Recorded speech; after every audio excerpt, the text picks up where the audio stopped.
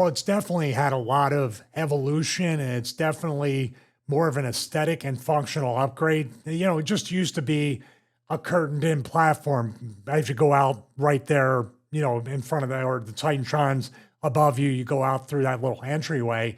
But man, they've upgraded it to have tables and desks it used to be just a regular table, folding table. Now they have stuff that's uniform with the commentator's table. They have it's basically a music production desk because you have all this, the rack mounted stuff. I can appreciate that. I think it's awesome. The layout was always Vince in that corner where Triple H is now. It was Vince and whoever else. And then the agents usually would be somewhere sitting on a chair, but not with their dedicated table. They would kind of be like, with the headset on, giving instructions, have the written down loose leaf sheet towards the end of my run in 2008. Before that, it was just literally like just giving cues off of stuff, and everybody seemed to be on the same page. They didn't have the full length mirror there. They didn't have the WWE and the lighting. It was just basically just kind of those string lights that you have in your backyard.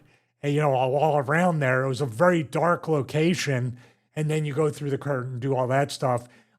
What you do is, what I used to do is you walk down the hallway, you kind of make either a left or a right turn. There's where you have like the table with the spray bottles, the mirror, the baby oil, everything to get you prepped up. It seems like they moved most of that stuff to right in the beginning of Gorilla or right before you go up the stairs into Gorilla. Isn't that like more like makeup area where they? Well, makeup has its own stuff, and this was right by the tunnel going into Gorilla. So you have a tunnel, and you've seen that where Taker came back and people are lined up in the tunnel. Then you have the steps to go up in the Gorilla. You go through, and usually every single time, all that stuff, as they said in the diagram, is to your left and in front of you before you go through the curtain right there. Got the microphone again. Take a drink. So, but it's growing. I mean, that was a small room when I was there compared to like right now. Because my wife even said when we were watching, it was like, did you have all that stuff like vloggers and cameras? There wasn't just the documentary cameras. There was vloggers there, people documented websites, social media. I said, we didn't have anything of that because we didn't have the room. We barely had the room for the two wrestlers that had to go out. So they've really made a lot of great upgrades. And that takes a while to build, even putting the platform up, the stage, the curtains. But now you got to put all this extra equipment in there. They had a lot of rack-based equipment that I hadn't seen in my tenure there. But that's the stuff I really liked watching it. Like you said, setting the ring up, production. I love that kind of behind the scenes. And you know what this also gave me a feel for? This whole 5 episodes, even though we only watched the 1 and 5, it felt like a sequel to Beyond the Mat in those ways, the way they presented WWE. I've got more questions, but where's the big, I know it used to be a chalkboard, maybe it still is, but where's the big chalkboard with all the matches that night? I mean, is it near Gorilla or is it somewhere? No, it's by where the spray bottles and the table and the mirror is. So usually this will be on the opposite, and if there was room, the chalkboard or the whiteboard would be on the right or the left, or it'd be on the opposite side. So as you're walking to the tunnel, one's going to be on one side usually, and the other is going to be on the other, so you know what's going on.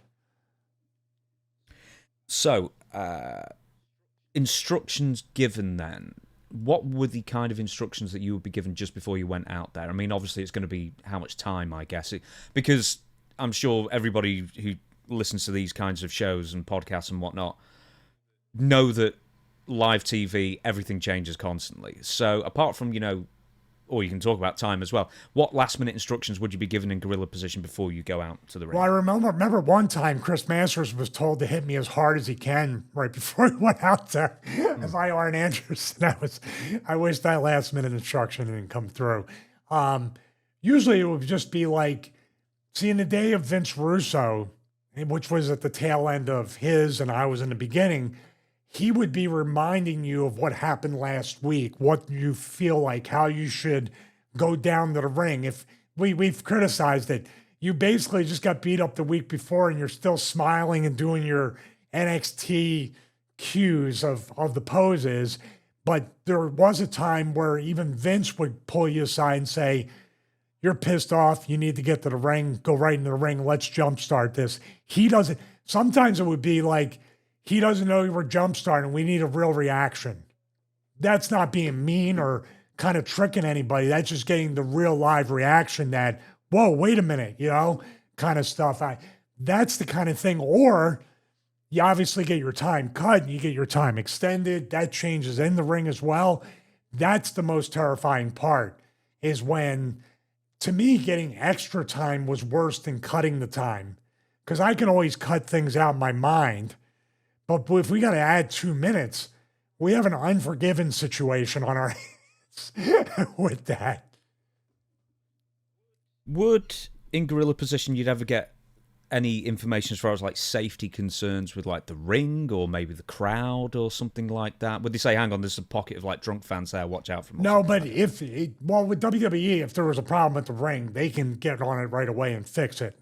On indie shows, if there was a part of the ring that was really sketchy, everybody should be cluing in the following matches to stay away from that corner, or the ropes aren't, or if somebody says the ropes aren't tight, we might have to take an early intermission and do that. TV, you can kind of take the break. Even live sense, you have 2 minutes. Netflix, I think they can play with that if they need to. But they wouldn't give you anything. They might tell you, stay away from the tables, just to remind you, because there's going to be a table bump later. That kind of stuff. But more times than not, like I talked about this heavy atmosphere, they kind of won't tell you things on purpose and put you out there as kind of like a little bit of a, that's their way of having fun. Well, we did talk about Perry Saturn and Mike Bell. Yes. Was it? Where didn't they tell Mike Bell beforehand, hey, you've got to show Perry what's up, Yeah, they winded him hard up a or little something bit, like and that, for then example. Perry unwound him up pretty much. Hey, Perry and I, great guy, awesome dude. Is he going to disagree with that? Yeah, you probably, most likely. Right, 2025 WWE has the following positions for main production key workers. So, hopefully, Chris, B-roll this in. We'll see if he does it. That's the audience there's only favorite when we 4. tell him to B-roll it, and he doesn't. Well, I need to write on the thing. Hang on. B-roll ad. Right, B-roll ad. I'll put the time on. Is table 1, Triple H, Bruce Prichard. And we'll get to those 2 in a second. And then on another table is the timekeeper and the producer / what used to be known as the agent, the road agent. And then there are 2 more seats where they've just put 2 seats on the diagram and then never actually told anybody what they do or who sits in them. Very specifically, Triple H and Bruce Prichard. Timekeeper's obvious, agent we're going to talk about in a minute. Triple H and Bruce Prichard, what are those 2 people doing specifically? Are they doing the same job? Are they in contact with separate people? What are they up to? I'm not quite sure, because where Triple H is where Vince used to be, and I believe Gerald Briscoe was the guy who was keeping times. You're talking about timekeeper. It's really format time for TVs and pay-per-views. You want to be able to, this match went long. We need to cut 2 minutes out of this or 30 seconds out of this. This match went too short. We need to extend the next match or spread it out.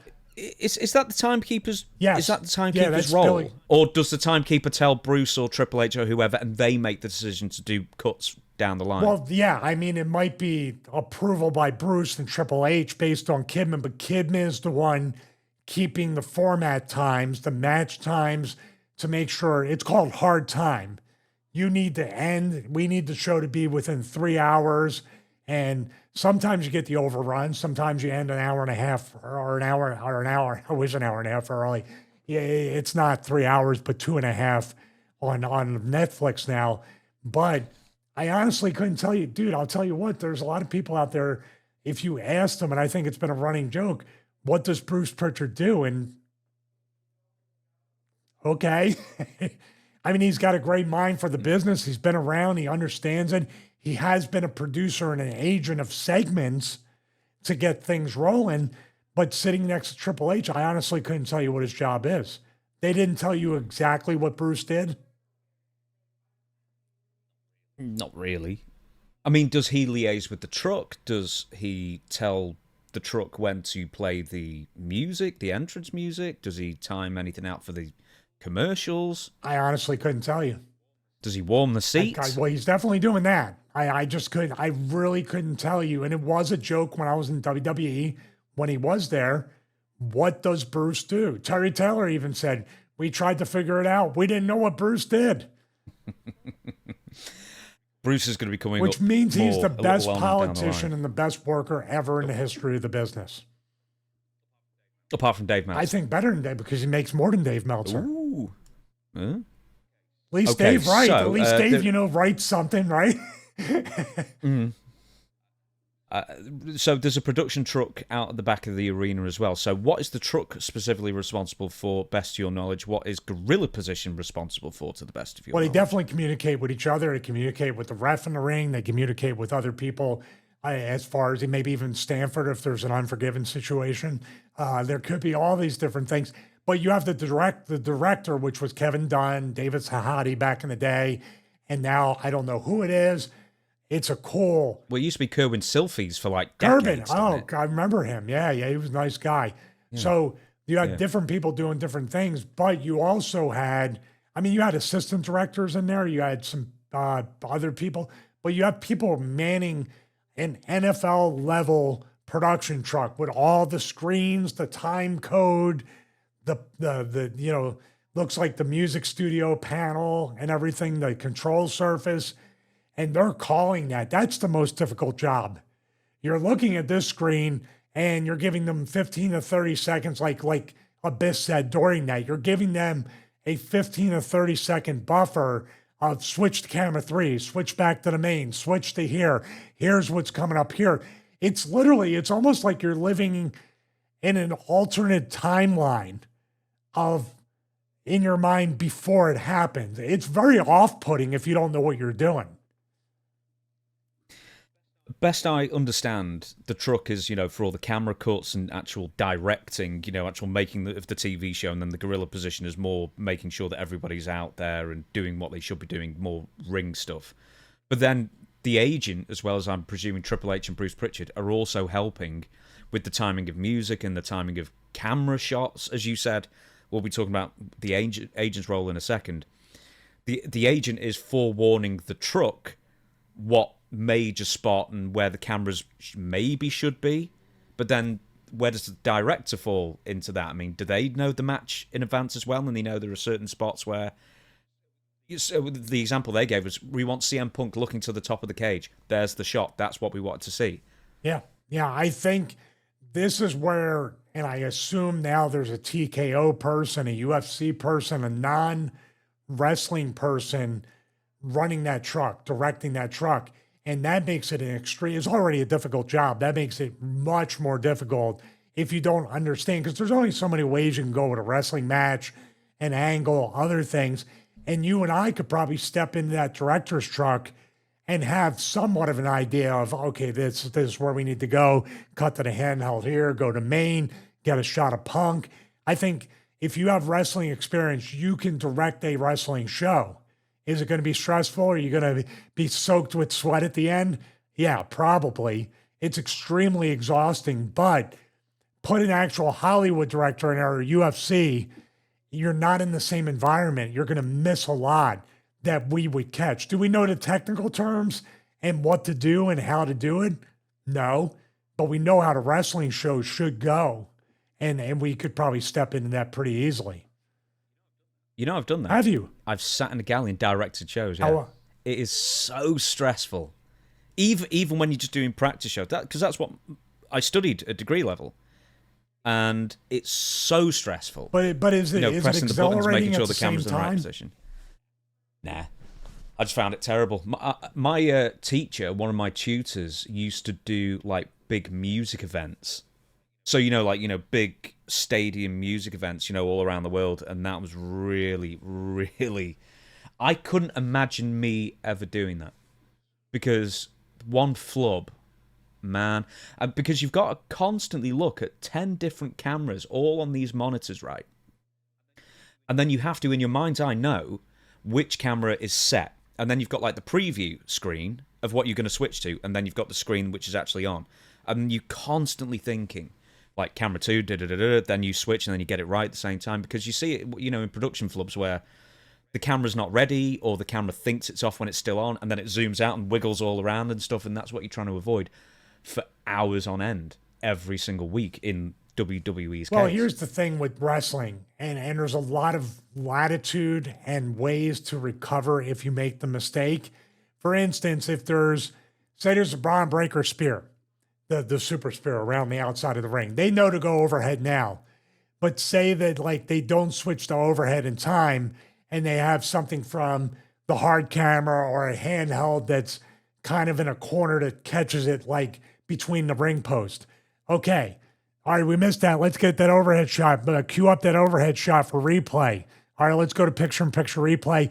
Tell Braun and the other guy to sell, which they should anyway. That's how you get around it. The picture of having a Rodecaster video or working Ecamm Live with a Stream Deck, that's what I wanted to do here if we go live, or if you go live with what you're doing. I find it exciting and, quite frankly, creatively fulfilling if you get in that rhythm. For me, I would love to be the Ed Harris guy from the Truman Show. That's exactly what I was thinking. Exactly what I was thinking. Ed Harris was camera 3. Hold it. Lift the music. It's not quite like that. What you're doing is sweating. That's, from and Patreon knows, and the people that behind the scenes when we talk about it know, I find this stuff to be like this is just as exciting as fitness to me, to produce this show, to scratch that tech itch, but also to be like, there's a part of me that would love to just be like behind the scenes and producing it and doing whatever, but obviously we can't do that right here. So I get if somebody directs a show and it's something they know the subject matter on, I think it's such a natural fit, as long as you don't have maniacs that don't see your creative vision and they want you to just do what they want to do. Now you're there being submissive in front of Triple H and Gorilla along with Punk. Who else in gorilla position might you find there? I'm not just talking in 2025, but when you were there. And if you can't come up with like specific names, like specific job titles who would be in gorilla position a lot, because as you were saying, it wasn't a big room. It's a bigger room now compared to what it was, but there always seemed to be like 15, 20, 25 people milling around gorilla at any one time. What are all these people's roles? Well, I would say you have the people on deck. You don't want to disappear and not be there for the match. So you want to be on hand in case it ends early or something happens. Usually the writer would be there. Maybe the writer of the segment, if it was a promo or a storyline. You would have sometimes people would just go into Gorilla, but then if it got too crowded, Vince would say, we got to get rid of some people, get out of here, because it does tend to get crowded with wrestlers that want to see certain things and hear the crowd close up rather than back. Do people politic? Do people go into Gorilla to politic a little bit because they know Vince is there or Bruce or whoever? The country club ass kissing and the politicking would be after the show. Everybody talking about what a great job Vince did or this person, and there'd be a lot of that after the show. Politicking with Vince during a live Raw, man, you're in dangerous territory. And dare I say it, it's not a 50-50 shot. He'll tell you to get the F out of his face right there. The glasses will come down and everything. A couple of people I want to make mention of. Michael Hayes seemed to be next to the agents or Triple H or whoever it was, whether it was his match or not. So he's like the agent of the agents, I guess. I don't know what Michael Hayes does either. This could be a job for life category, like a Gorilla Monsoon. And you won't have to play Where's Waldo with Michael Hayes. He stands out pretty well.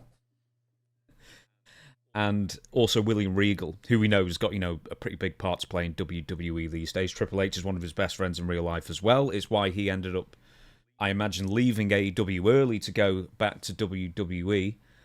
But yeah, I think I could look it up. But yeah, Regal, was he ever an agent, like a strict agent, or did he always have more power, I guess, or more responsibility? Well, I wasn't there when he was any kind of agent in WWE, but I know for a fact he had to be, along with being a GM, he had to be an NXT agent. He was coaching some, I believe, too. He was a utility guy in NXT from the bottom all the way up to the top. He did a lot of different jobs, had a lot of different hats, and I'm glad to see him in a role as an executive.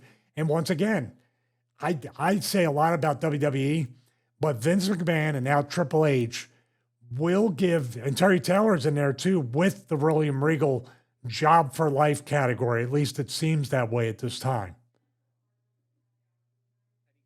Anything else to mention about Gorilla that we've not covered? I Oh, in fact, there was actually something. How often would you go to Gorilla? Sorry, how long before your match would you or segment would you go to Gorilla beforehand? Would they want to see you 20 minutes beforehand to make sure you're on deck, or would you turn up a minute before you were Well, called, there was or, no official thing, needed? but if you weren't there when they needed you, it became a real official, like, reprimand situation. I did this. I always stayed close by. So say 3 matches, because they could also say, oh, we got to switch the matches around. You're up now. So 3 matches before, I would be watching the monitor where they did the interviews, the monitor with the box truss, where all the boys and the girls said. Then 2 matches before, I would be right at the mirror with the spray, making sure I'm seeing in case they switch it up. Then, of course, as the match right before me is out there, I'm actually physically in Gorilla with Vince with eyes on me, ready to go through the curtain. And they could switch it up and they could cancel your match and tell you to go away. But if they did that, stay dressed, stay oiled up, stay warmed up, because they could turn around and say, especially if they see you dressed up, they might rib you and say your match is back on. So I'd stay dressed till the end of the show. So you wouldn't go home? I Did would you ever never go go home home. I after would saying go your in a match was production cancelled? box and go to the next town. No, in fact, well, yeah, that's what I meant. You go back to the hotel, or Oh, no. I would Anything just sleep at every arena every time to see if they needed me. no, that's fine. No, you know what I'm getting at, for goodness sake. Would you always stay to the end of every show, even if they cancel your match? I would not stay during a pay-per-view if I could Main help event. of it. Yet a pyro goes off, Dreamer and I escape. You love how I throw Dreamer under the bus? He's never getting a job. Right, anything else to mention about Gorilla before we No, move I on? just think it's great they still name it after Gorilla Monsoon. I think a way of honoring a true legend in the business, somebody that on camera and especially behind the scenes had a great influence on WWE. Call it the Gorilla position from now. I think every company should still call it the Gorilla position. I think they called it the Go position in WCW or something like that. I don't know what AEW calls it. The Punk position, maybe. Probably not. Well, WCW had basically nothing, didn't they? They just had a corridor and then the curtain. Or maybe Jody Hamilton or somebody just I saying, think "Yeah, they had the off you go." stairs, but they did. The Gorilla position was not right there at the entrance. I think it was before the tunnel, something like that. Even WWE, like with the WrestleMania, they didn't have the stairs or the stage. Remember when Austin did the WrestleMania 14 walk with the woof, woof, pulsing music? And then Bruce was to his left. That was Gorilla back then, just that folding table with the black tablecloth, and then he went through the entrance. There is one more thing. Who would be the one to say, Stevie, you're up, go? It could be Bruce. It could be your agent. It could be Vince. It could be the timekeeper, Joe Briscoe.